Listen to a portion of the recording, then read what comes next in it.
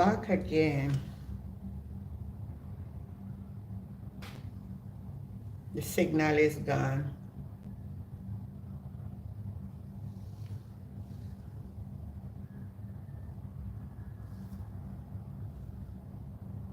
The World Health Organization estimates that approximately 16% of the country's population has some form of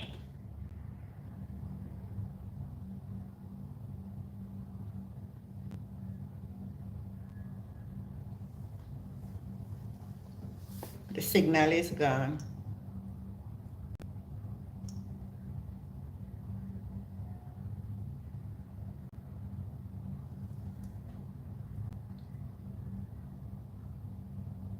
Waiting on the signal to come back. Waiting on the signal.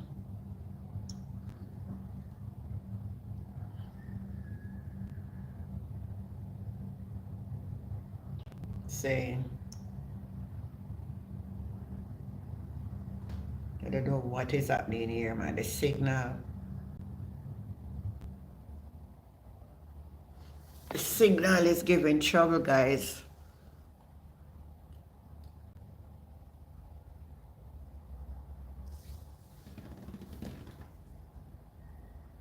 Don't know what is happening here.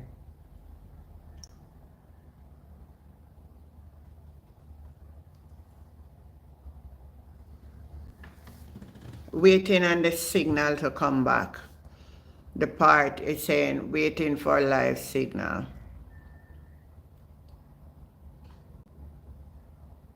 And I know, I notice anytime PNP do something, them I said thing with a lot of people are complaining of people.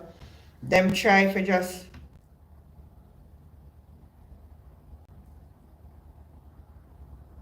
try for act it.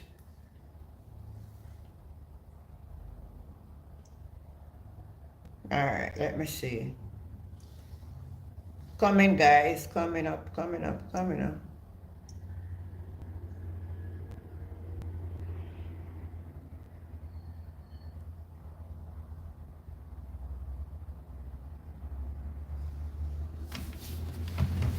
So anyway, make we go and talk till then get it back up and live. Now, honestly, if PNP have come out now, if come defend back what them said. PNP never said nothing wrong in the house, Mark Golden says, we put forth a proposal and them I take it now and say, him never did present a budget. Everything them want to take make problem.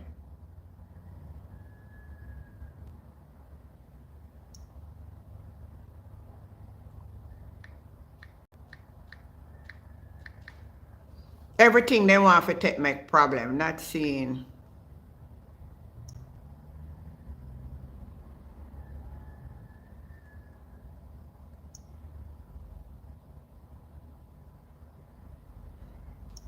I don't know what to the thing now come up. The admin now follow they say that it's not working. Every time the PNP put out a press briefing, either get crack up, either something go wrong. So you know say them labor writer I try a thing. They say them bad mind so much. Them bad mind.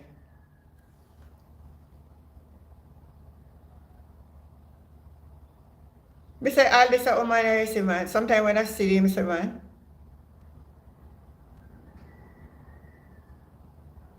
So we'll wait for the signal to come from the admin for the PNP. I not even want to talk nothing about all of them this morning. Yeah. I never want to talk nothing about the labor right. I never want to call them name because I'm just sick of them now. Sick of them.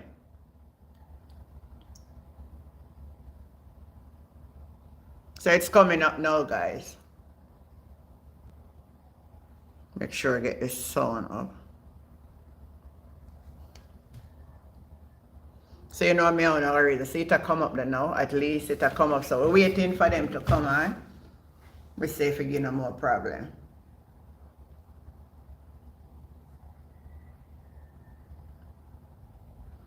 They say stand by. See it there?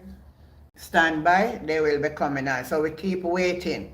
So while we keep waiting, we're going reasoning, right? The Labour, them a run out of contact. You sick of them too, Queen. I say, man, believe you me, I consider say maybe I have stop watch it and I have stop because I have really get bitter, I have really get. But you say, all you see doing me what Flavor will bring up back the pro box business. I say for a big woman like that, so you can stand before the world as the finance minister of Jamaica. And when you cause a problem by bringing up this foolish idea about save $2,000 for 3 years, and then you can talk about, send a message to the PNP and their supporters that don't disrespect Probox. And who did I disrespect Probox? Who did I disrespect Probox? Now you come out with it, woman. And you come out with it. It seems like at 11:30 PNP start this a program of people. See, then still as a standby. So that's why we still await. So that's why we are going to talk raise a little till, you know. Just sick my man. And then there are some bludgers out there, man. All the one we're going to lock up the school gate, you know. Michael, we are going, me wait for the signal. You just wake up. You must have got your bed well late, Michael. They still the standby. Me want me on the reason why them show the Mark them go talk on the post budget debate. So it should have started 11, 20 past now. I think within the next 5 minutes they will be starting. So we just are going reason till then come on. So me tell you, man, them I get on top of my nerves. And me I say to myself, say, you know, say, me not for really make nothing get upset me. Maybe me need to just stop. I mean, no want to stop, you know. But, you know, them I get up. They don't say them I upset my spirit, though. Them just lie, man. Because I'll Flavor will come out and tell me, oh, my proposal would be another FinSac. What was FinSac? You don't have a report when you spend millions of dollars for research. And you can't bring it to the public, but the people then say all of the PNP them were in at the FinSac. Since as a PNP destruction, make we see it now, man. Make we see it. Make the world see it. Show us the film. Release the report. Put it on our website. Make we can go scroll down and look at it. Make we see for ourselves. We don't know. We want to know. We want to know. We want to know, people. We want to know. We want to know. Cheese and peace, man. Still stand by, so we still are going to wait, right? We still are going to wait.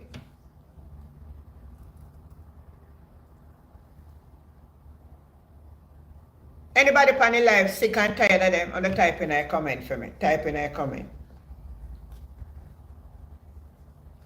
Type in a comment for me. Sick and tired of them. Type in a comment.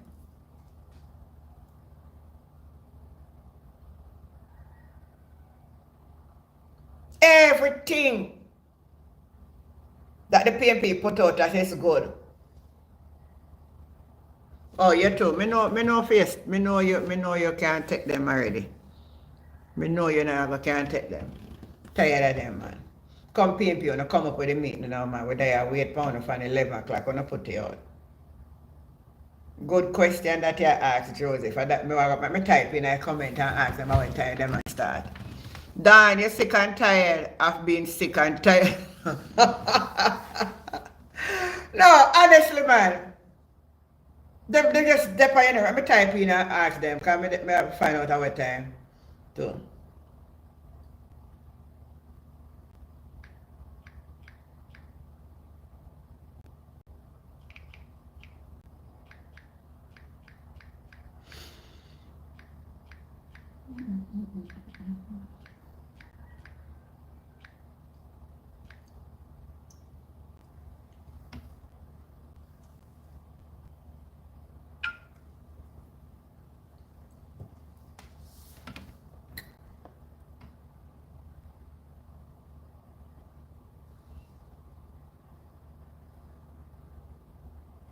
Alright, look like them a start now. Sound, no sound.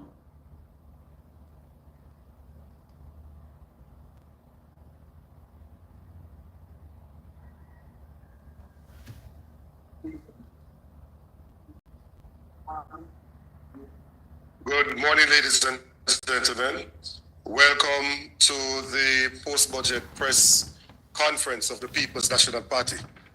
Welcome to members of the media, those who are present here with us in person and those who are online, and to also other persons who are watching online.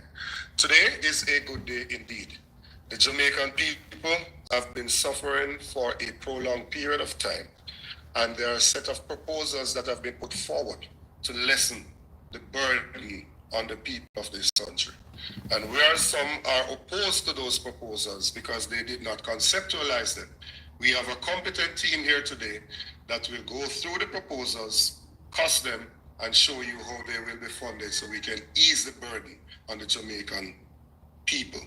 First up will be the leader of the party and the next Prime Minister of Jamaica, Mark Golding. Please make him welcome. Thank you very much, Dr. Campbell. Greetings to everybody who is here, our members of the media, those who are watching online. It's indeed a pleasure to be with you today. So, in the just concluded budget debate, the opposition, People's National Party, through our spokesperson for finance, Julian Robinson, and myself, put forward our vision for the first term of office of the next PNP government. We took the opportunity to lay out some of our proposals as to how to make Jamaica a better place for all, to encourage economic growth, moving from the stagnation, which has been a feature of this government's management of the economy, moving to higher levels of growth that can create more wealth for our people, can create more fiscal space for social investments and for infrastructure investments and so on. In the closing of the budget debate, the Minister of Finance attempted some political gimmickry to portray the proposals that we've made as being somehow not lacking credibility or being irresponsible and so on. Nothing could be further from the truth. We have gone through our proposals with care and attention and diligence. We've used the available data from the sources that are publicly known, the budget books and the fiscal policy paper and other instruments that have been tabled with the budget and other available information to analyze the costing of our proposals and how we would be able to pay for them. The ministers tried to make out that what we were proposing in our presentations was an implied budget. That is not what we were doing, and we never said that we were doing that. We were putting forward our policy commitments for the first term, and the term of office is up to 5 years while we are in government. Clearly, the phasing of our proposals will take into account the fiscal rules, the priorities that we have, and the situations that unfold and affect the economy going forward. We understand that clearly. I reiterate that we are very committed to fiscally prudent management of the economy. Indeed, the fiscal rules that have guided the debt reduction over the last over 10 years are a result of the work that we did when we were last in government and were legislated by us during that time. And those rules have guided the entire process of budgeting over the period since, and the surpluses that needed to be driven so that we could bring down the national debt to where it is now at a roughly 69% of GDP. But everyone, I think, accepts that having managed to grapple with the debt monster and tame it and bring it under control, we need to now pivot. We need to now move forward in a new way so that we can start to take the economy in a direction that can deliver for the Jamaican people and provide solutions to the deep problems that we face. And that is what our program is designed to do. So the question is, how is it to be funded? As you will see in the course of this press conference, we have come up with a series of ideas some of which would be paid for out of the budget in each year going forward, some of which would be paid for by the agencies which have the responsibility for those particular items. And the totality of the budget cost of our proposals based on our estimates is $23 billion annually, and that would be assuming that everything was rolled out from day one, and that does not include the 11.4 billion which the law has as ending, the extraction of 11.4 billion from NHT, which the law has ending at the end of this coming fiscal year. So the year ending March 2026 is by law currently the last year that these extraction of resources, annual extraction of resources from NHT is allowed and authorized. So we have assumed that that will not be extended, and in any event, we do not intend to extend it. The government hasn't said what their position on that is. But the society as a whole, I believe, is not in favor of any further extraction of resources from the NHT to fund the budget. So we will be putting an end to that. So how will we pay for the $23 billion of expenditure that our programs aggregate to, and stopping the annual extraction of 11.4 billion from the NHT? First of all, as I've said, we have to comply with the fiscal rules, and the phasing and timing of the implementation of our proposals will be subject to compliance with those things.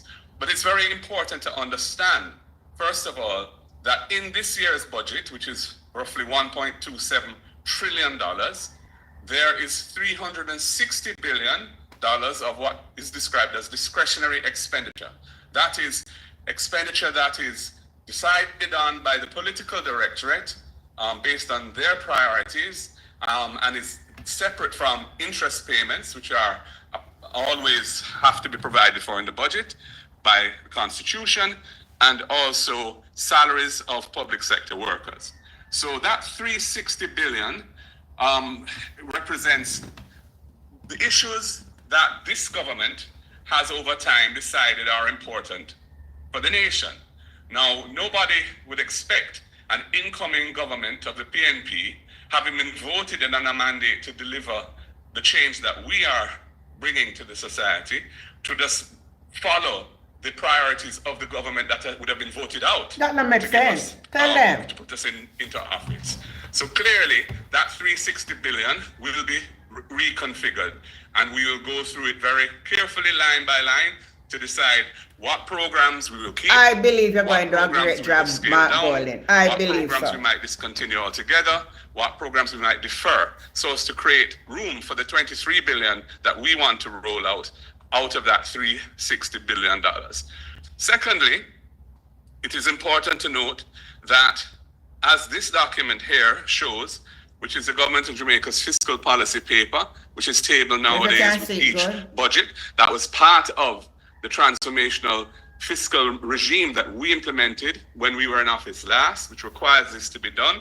It has projections in it, and those projections show what the government is anticipating: the revenues, expenditures, debt, inflation, all of the important parameters that affect the economy and affect the public financing, how those will be projected for the next 4 years going forward.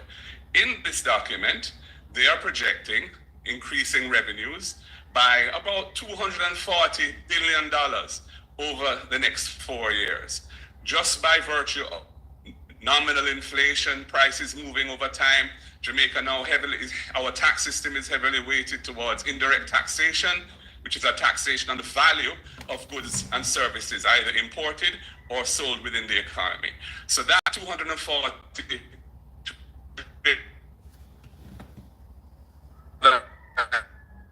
area or $1 billion of additional or new expenditure that we would need to fund.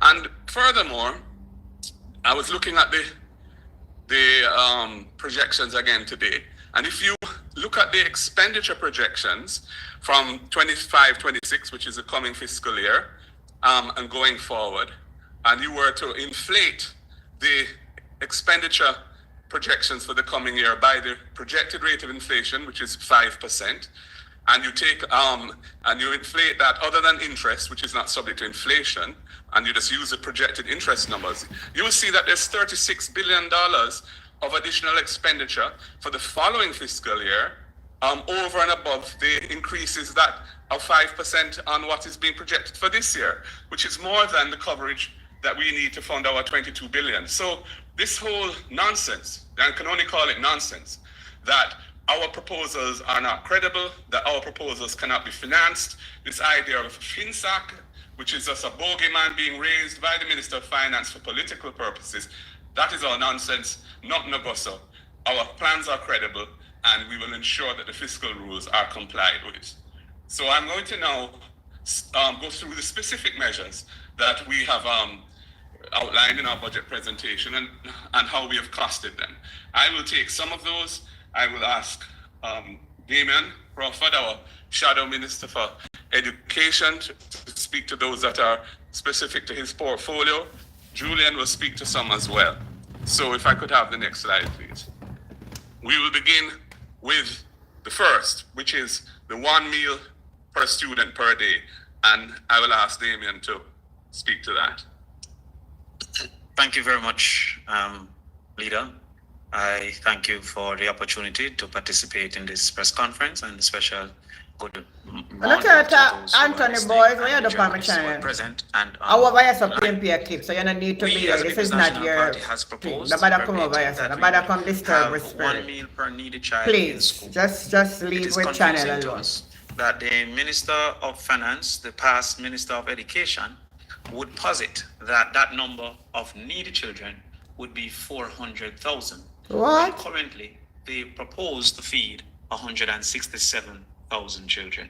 So the Minister of Education, former Minister of Education, have already stated that she believes that over 200,000 needy children would not be fed under their current policies. Exactly. However, we feel that the cost per meal should not be $280 per child, as is currently being provided, but instead $400 per child. These $280 have long been stated by principals and other practitioners within education to be insufficient to feed the children. Many have caused for a wealthy man with figure. Mark no figure. Reduce the number of days that they have been able to feed. I want to know, Mark, I go in a parliament with him money. And I go into that thing can declaring asset. Secondary school children. The number of days in the school year. So nobody come over with PNP keep it. I keep and keep well with honesty and dignity. Percentage of children needing meals was estimated at 56% of children needing meals. This is based on the recent survey that suggested that severe or moderate food insecurity was 55.6%. So we carry that 56% of our people are within that space. The total number of children we have in school is 440,000. Therefore, the number of children in need of meals will be 246,400. The total cost of the proposal, therefore, multiplying 246,400 by 100 Flavor, no digital agreement, so my take time with flavor. However, the book that everyone seems to be most concerned about has a current school feeding budget of 8.98 billion. So the additional would be approximately $9.9 billion. So $9.7 billion. So therefore, the additional that we will need to find to adequately feed the 56% of children that research has shown is likely to have difficulties in eating meals are going to be 9 billion. And again, we ask for the Jamaicans to recognize that the minister in her proposal, in her suggestion, suggests that 400,000 children are in need, of which they have made a budget to feed only 170,000, less than 170,000, leaving the other 230,000 to we want to care for everybody, every picnic. The PNP proposal is to care for all children. Of cost for tertiary education. That's the PNP the policy objective of the People's National Party to have 1 degree per household or its equivalent. It is important that we highlight a level 4 vocation is equivalent to a degree. Within that, to facilitate that policy objective, we like to do a first in the family scholarship, meaning that the first person within a household that matriculates to the university will receive a scholarship. Ridiculously, and is a ludicrous word, but yes, quite ludicrous. The minister seemed to assume that all children in a particular age cohort will matriculate to the university, while it was her mismanagement of education that has caused for only 18% to matriculate. True. So while we would have hoped True. that all would be able to matriculate, her lack of activity and change within the ministry has caused for only 18% of our children to currently matriculate to the university. This will be something that we will target moving forward as well. However, we have to use our current circumstances for our current budget. Therefore, of the 36,000 children within the age cohort, only 18% are currently matriculating. We also have organized to assume what is the percentage of children are matriculating that would be the first in the family. Again, another feature of our society is that the vast majority of those performing at the secondary level, matriculating to university, are of the upper echelons of society and from families that already have a degree within that family. And so we assume 1 in every 4 persons matriculating to the university, or 25%, will be first in the family. But them not understand again, that, yeah. Them just ignorant, as the People's National Party. Understand and that reaction. we have been targeting. Indeed, whenever there is a proposal, I try to make everybody important. The JP has always sought to suggest that these are bad policy plan. They said the same about Michael Manley. They said the same about PJ Patterson led government. Indeed, I wonder how can it be posited that a government of PJ Patterson that moved tertiary access from 6% to 19% could be perceived to be a bad government of any sort in any country. That me want know too. Our average annual cost per student is $600,000. We are very wary of a Minister of Finance that is refusing to do research, because if you call the universities, MICO, for example, less than 400,000.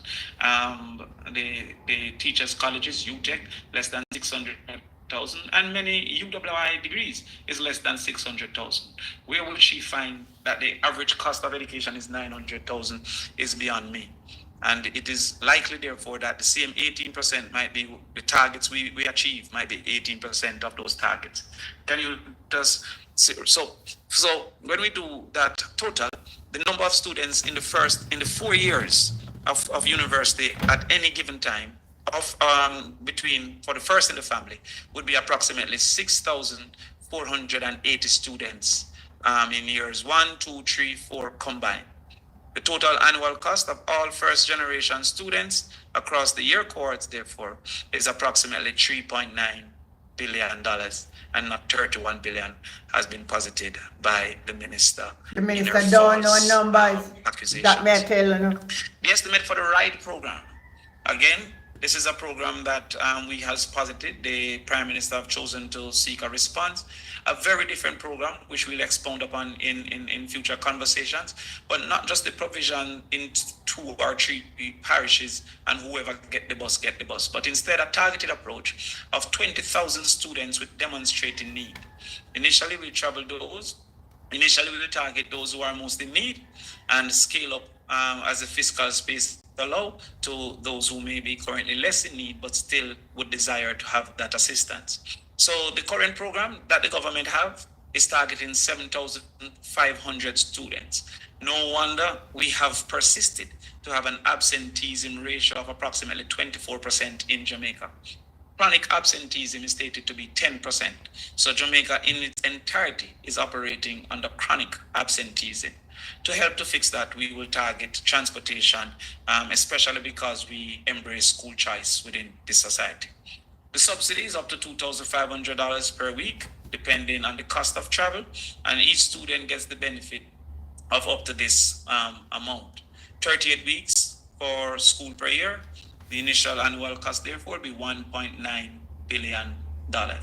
Of course, we would subtract from that what they currently have allocated for the 7,500, as they will be incorporated in this 20,000 persons.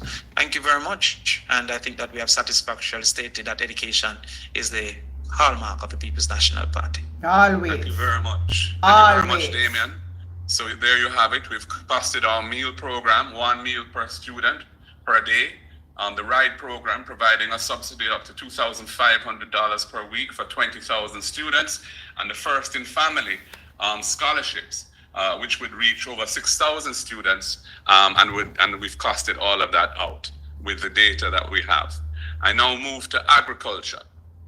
We have a proposal to establish an agricultural development fund, and we have looked at the average annual food import taxes levied, and we've applied a percentage to that, and we've arrived at a 2.5 billion annual amount, which is really from the existing tax base that we would specifically earmark for this agricultural development fund to give our farmers the support they need to be productive, to move forward.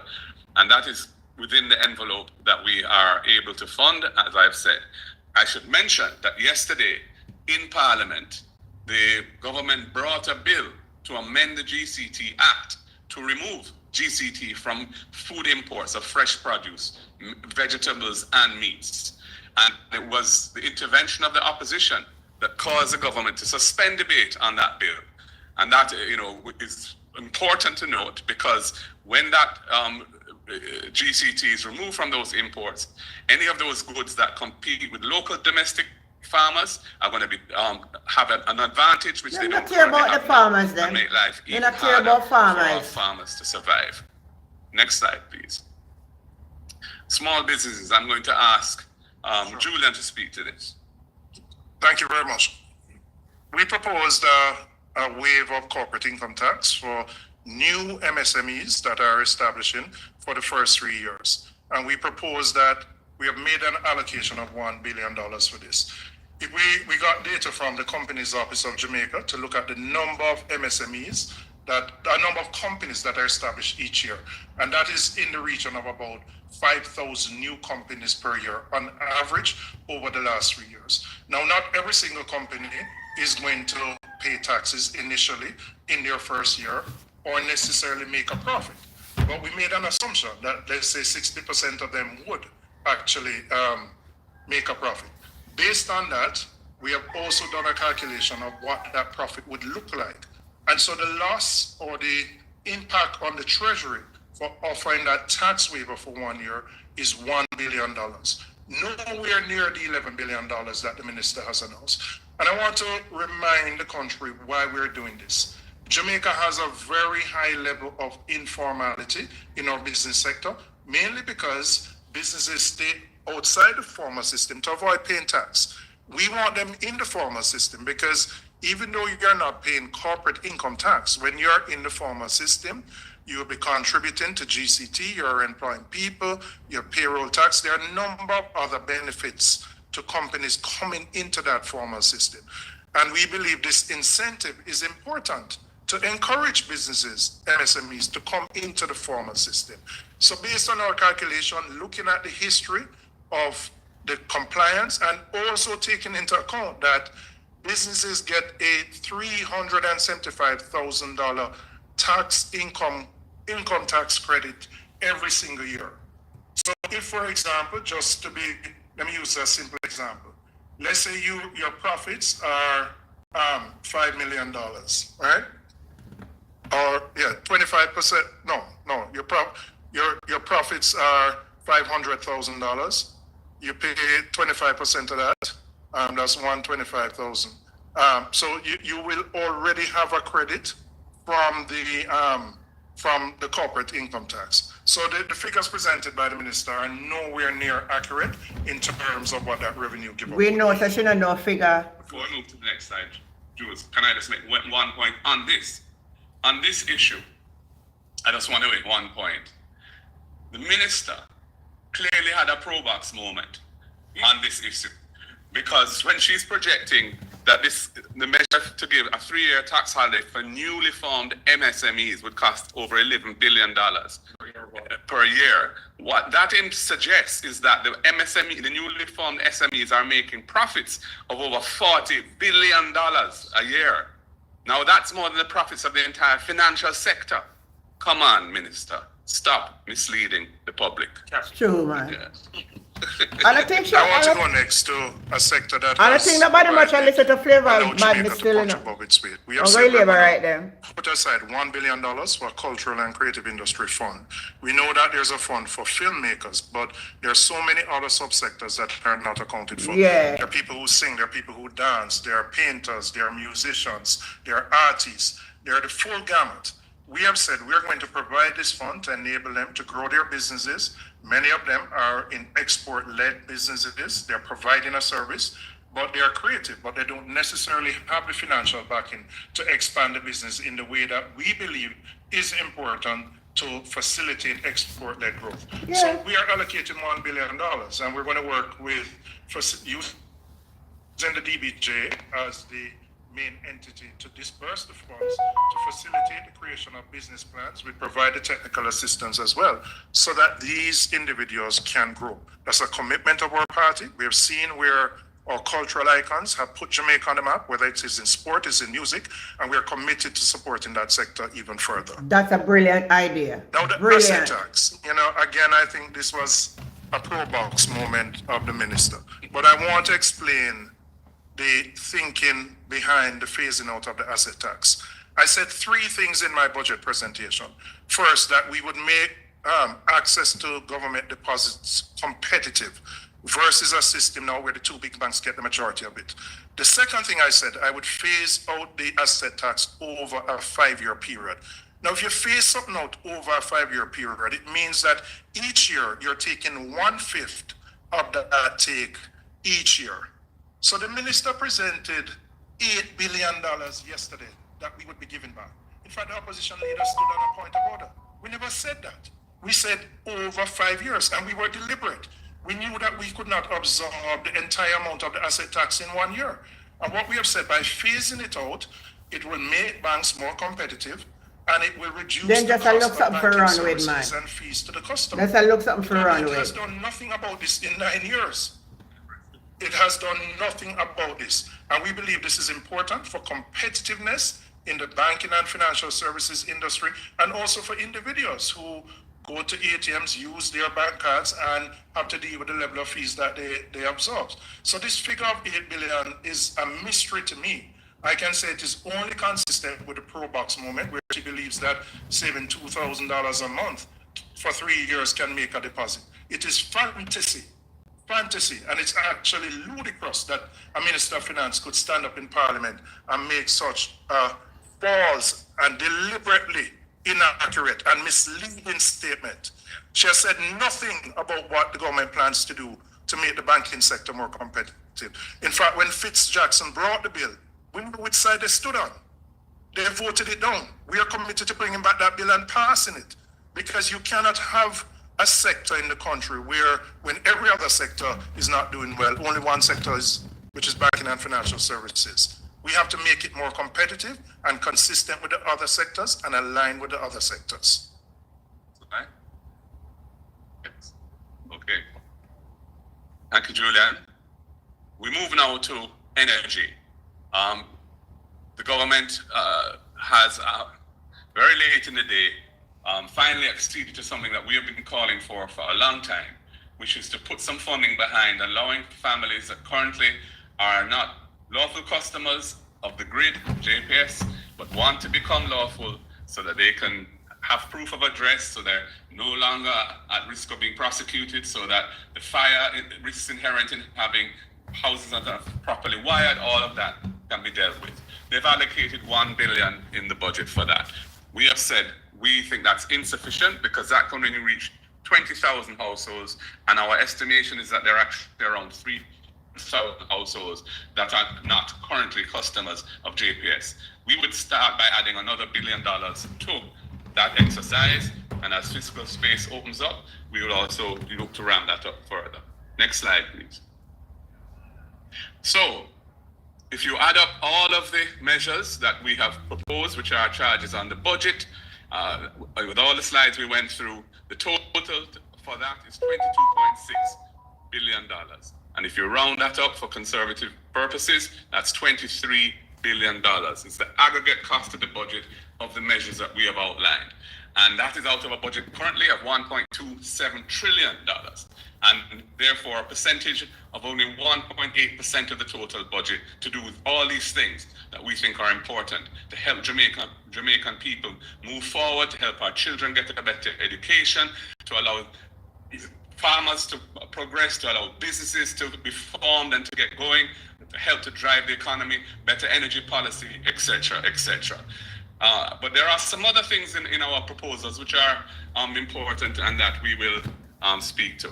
As I've said, there's $360 billion of discretionary expenditure in the coming year's budget.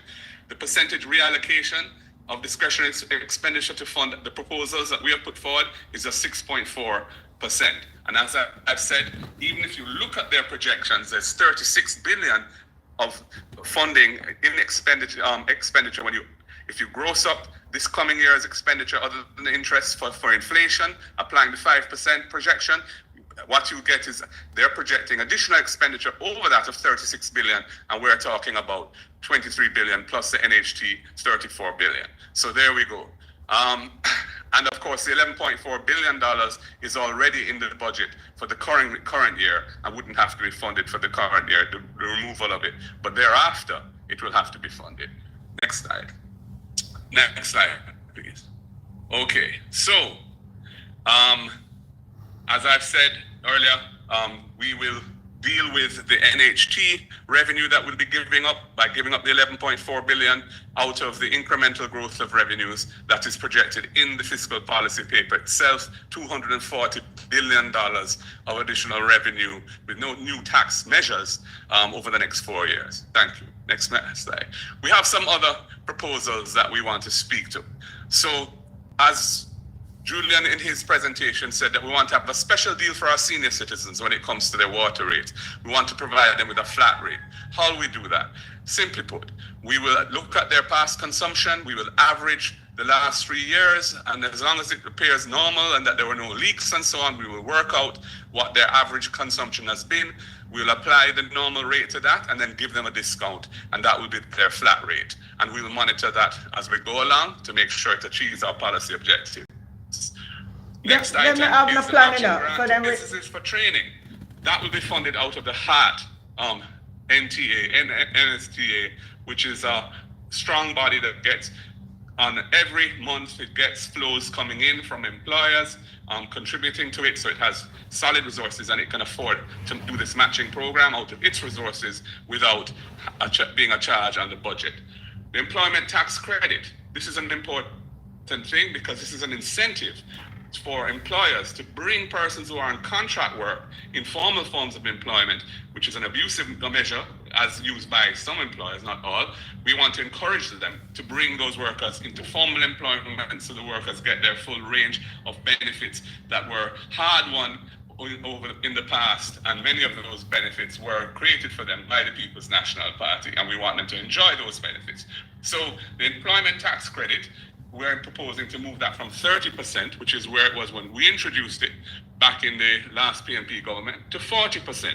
We anticipate that to be a revenue positive measure, not a cost of the budget. Next slide, please, and I'll explain why. First of all, it will boost tax compliance by companies, which has been the experience so far with the ETC, the employment tax credit. And by formalizing employment, it will also bring more employee-related revenue to the government. That would be good, when the ETC was introduced 10 years ago, a significant growth in corporate taxes were experienced as a result of that tax incentive. It's one of the things that from time to time one has to point out, that actually a properly designed tax incentive can in fact increase revenue by changing behavior in ways that generate more revenue. And we anticipate that that will be the case with this ETC measure.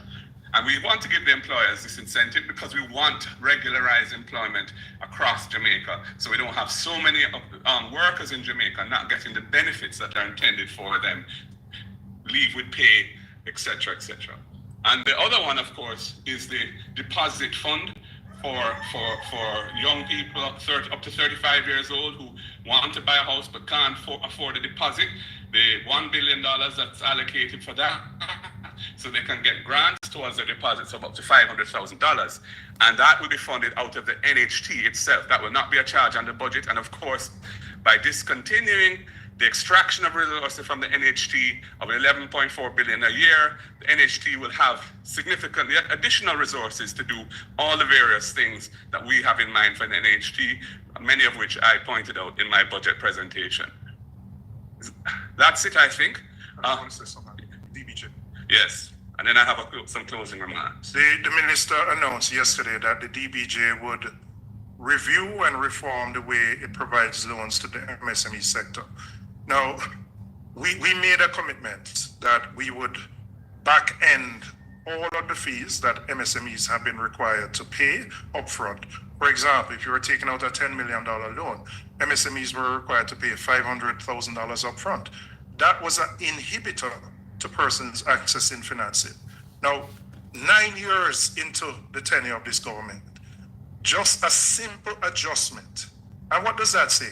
Have they been listening to the business sector for 9 years? No. The MSME sector has been calling for this adjustment. It costs the government nothing. You know how many times we sit at standing finance and we see monies that have been sent to the DBJ coming back unused because people can't access it because of the onerous conditions. So belatedly, after pressure from our commitment and from the sector, 9 years later, this government has decided to make this adjustment. Is 9 years too late? Can you imagine how many businesses could have accessed funding to grow, to pay more taxes, to build more products and services and make the economy improve? And you wait 9 years to do this? Them not ready. Them just not ready. Them not ready, man. They're not ready for real. They're not ready. Thank you. Thank you, Julian. Well said. They're not ready. So, 23 billion of tax measures and the elimination of the extraction of resources from the NHT to fund the budget, totaling 23 billion plus 11.4, 34 billion. Incidentally, if that could ruin the economy, let's look at the 1.5 that they introduced in 2016, which cost $32 billion and which they've held up as a great achievement. They didn't misrepresent it when they presented it to the country in that election, because they said it wouldn't cost anything.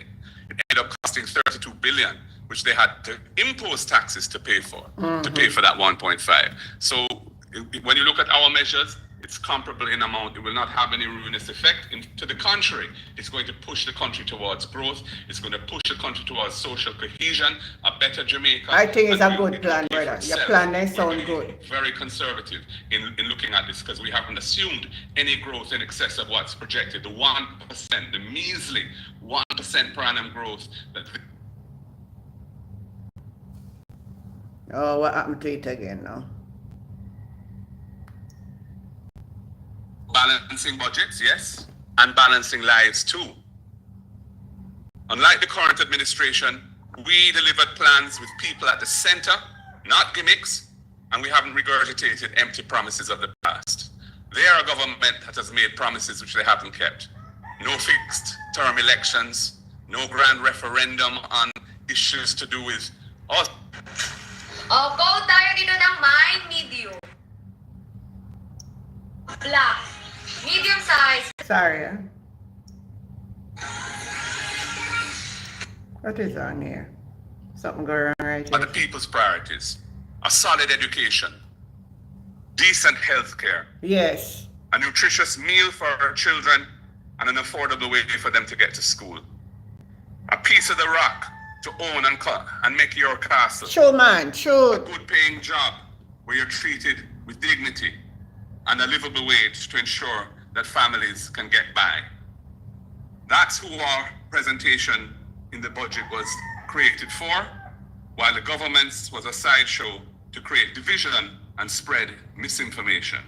We will continue to put the people first and champion the change that Jamaica is crying out for. Time come.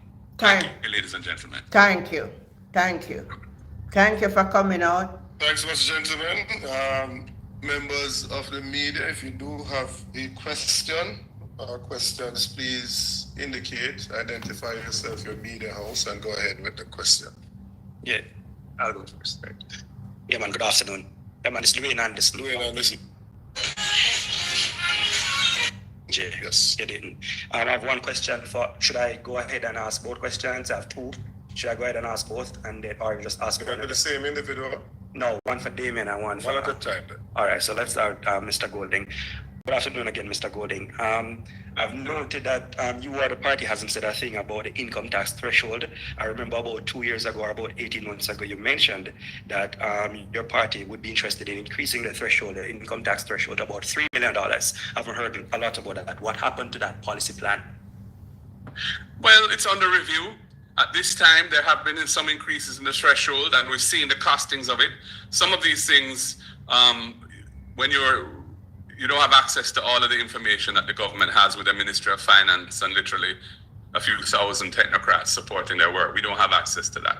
So we're anticipating further increases over time, but that's not part of the presentation that we made because it's already underway and we are comfortable with that, but we'll keep it under review.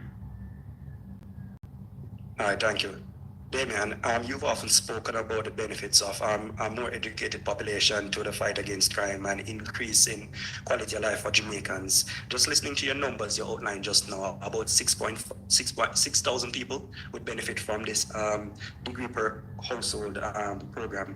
Is that significant enough over 3-4 years to achieve the transformation you're looking for? Okay, well, first of all, that 6,000 persons would be in years 1, 2, 3, and 4 at the university, not over 4 years of the budget. So that 6,000 will be benefiting in year 1. There'll be some who will graduate and then others that will come in. Now, what are the benefits of a degree? The first reality is that many of the maladies of our society doesn't exist in households with degrees. Households with degrees are less likely to have persons with illiteracy within them. True. Households with degrees are less likely to have persons with malnutrition within them. Agree. Houses with degree are less likely to have persons participating in criminal activity, especially murder within them. Houses with degrees are less likely to have insufficient housing and in access to health care because of cost. And so therefore, if within our first 5 years, we can get graduating almost, that will be 10, 12,000 graduates, and in line, another 15,000 persons coming forward, it would have been a massive achievement in our first 5 years. Now, if you should understand that the countries are going concern, my life is not the limit of our country, then it means that within 20 years, what change would that have been? And had we started this in 2000, then we would have already achieved it. So is it sufficient to immediately transform the society? No. It is sufficient to immediately transform 6,000 households, which will have about 4 persons per household. And therefore, we believe that this is a necessary thing that no government with the interest of the people could criticize. And that is something we are going to immediately implement as soon as we get power. Thank you. Thank you, Dwayne. Siobhan. Sherman Campbell, Nationwide News. Just 2 questions to, I believe it was Damien who brought up the matter of the school feeding program, so I suppose I'll be putting that to you. Has the costing for that, I noticed you used the unit cost for food, you said $480 to feed an individual. Does that factor in the logistics and administrative costs as well? And further, why not simply just expand the PATH program school feeding rather than create an entirely new initiative to save the potential administrative and other costs attached? All right. We haven't seen this our new system. However, current $180 per meal considered all costs including transportation. I don't believe each school is growing in flour or rice. So by extension, it would consider all of those costs. So what we have done first of all is to increase the number of persons that benefit exponentially. I think a reasonable question is, why is the Ministry of Education currently not feeding the 400,000 that the Minister of Finance suggests are in need? The second reality is that we have exponentially increased the number of children that are going to benefit. And we will create all the necessary steps and programs that will make it be the most efficient and the least thievery. We know, as a matter of reminder to the nation, that the government of Jamaica had many who participated in the robbery of nutritional products, which is a school feeding program for our children.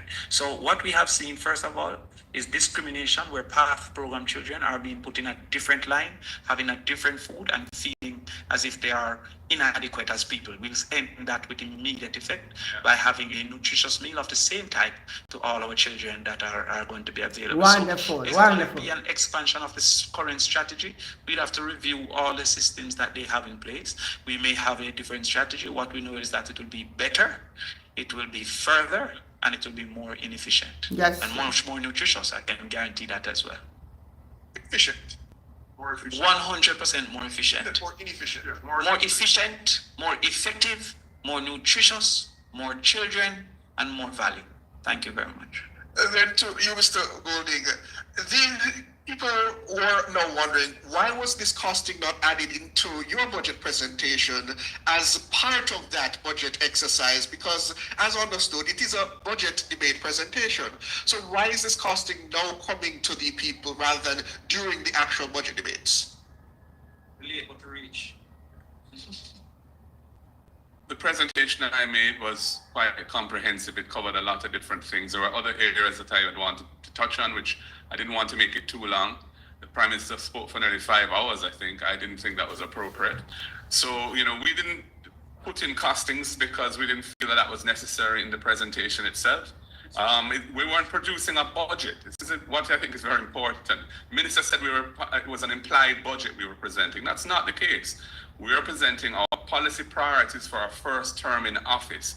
We know we have costed them, as we've explained today, how they break down. 23 billion is our estimate for all of the things that we have put forward as a charge to the budget.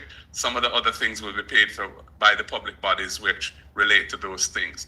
And then there's the NHT, which we're going to stop the extraction of resources from. The government has not said the cost of the capital allowances, which was one of the revenue measures that the minister announced in her budget presentation.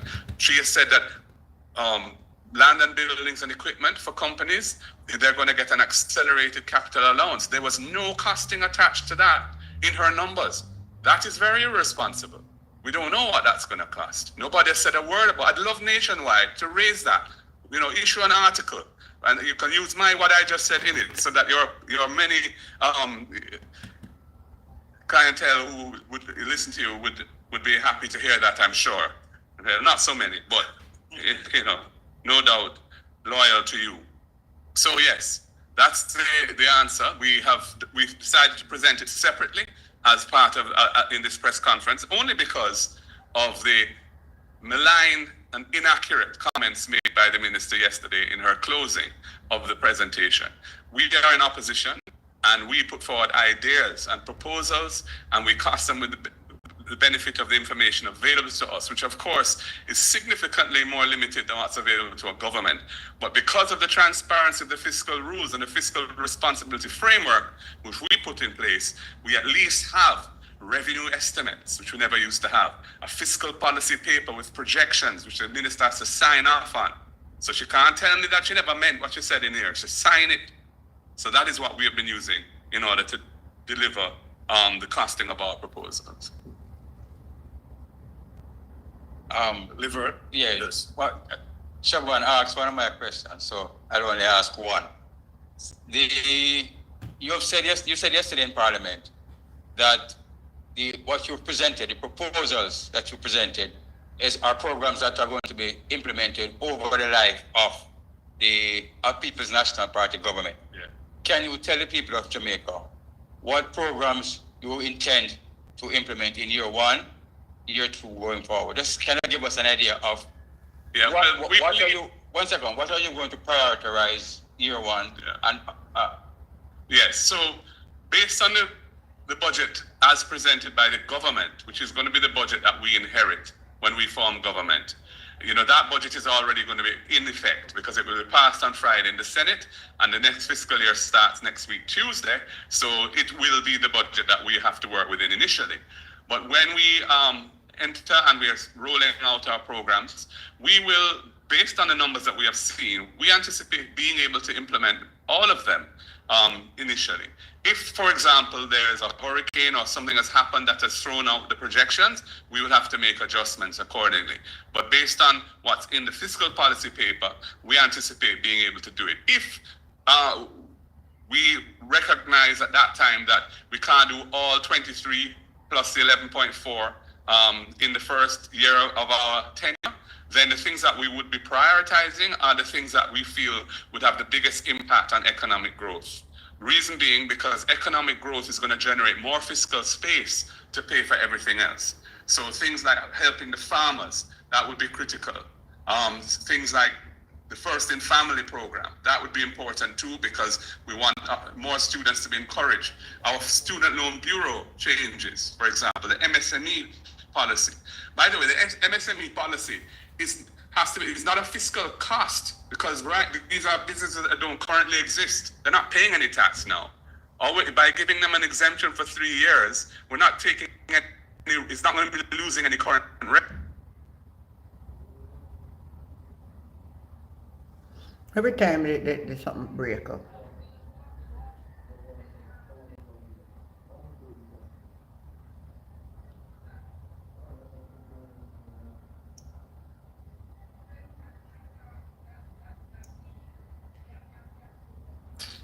It break off people. Let me say if it come on, but I'm having internet problem from morning, man.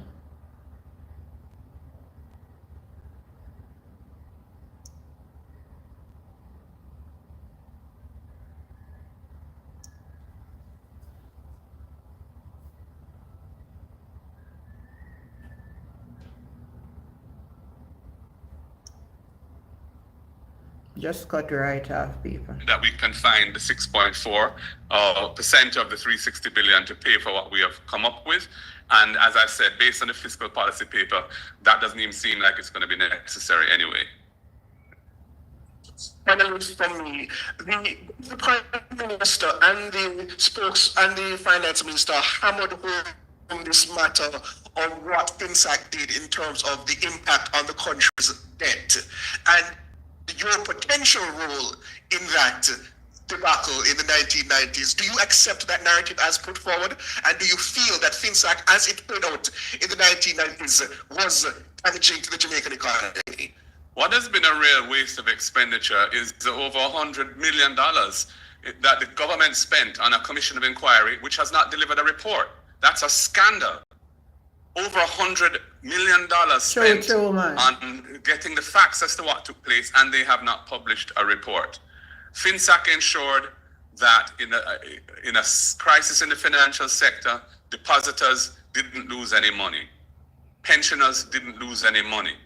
Persons who had insurance didn't lose any money. That was the purpose of FinSAC, and yes, it cost the country quite a lot of money, and we took time to work our way out of that.